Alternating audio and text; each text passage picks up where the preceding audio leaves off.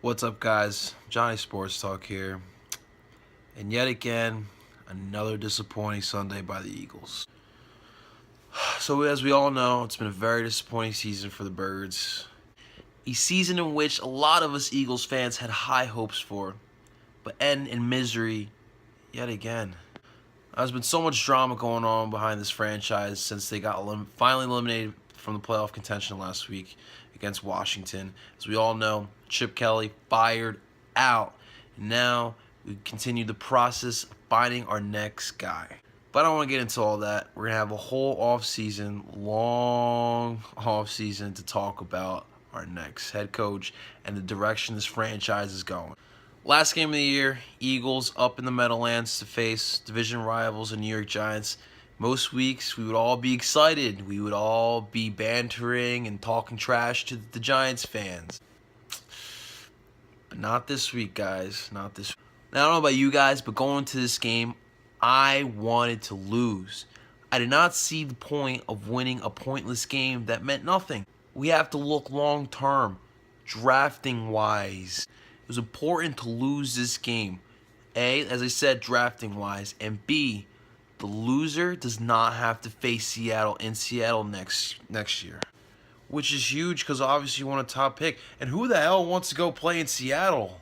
But to the game, the Eagles unfortunately won. Even when we need to lose, we can't even do that. We can't do crap. If any of you guys saw this game Sunday, I feel bad for you. It was a game that was sloppy.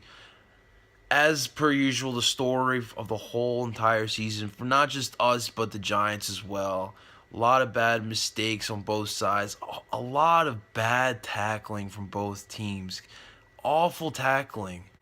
And what was weird as well is we all expected their superstar, Odell Beckham Jr., to come out killing us. After being suspended for last week's game and the Giants getting embarrassed on Sunday Night Football, I thought this guy would come out a little hard and play better. Now, I did have 5 catches, but it was only for 24 yards, so it was pointless. But it just seemed like the Giants, they just seem like a lost team. Like they look like a hopeless team. As bad as we are, clearly they are even worse. And I'd like to point out the offense a little bit. So obviously Pat Shurmur, our offensive coordinator, became the interim coach when Chip Kelly got fired. And in the beginning of the game, I liked the play calls he was calling.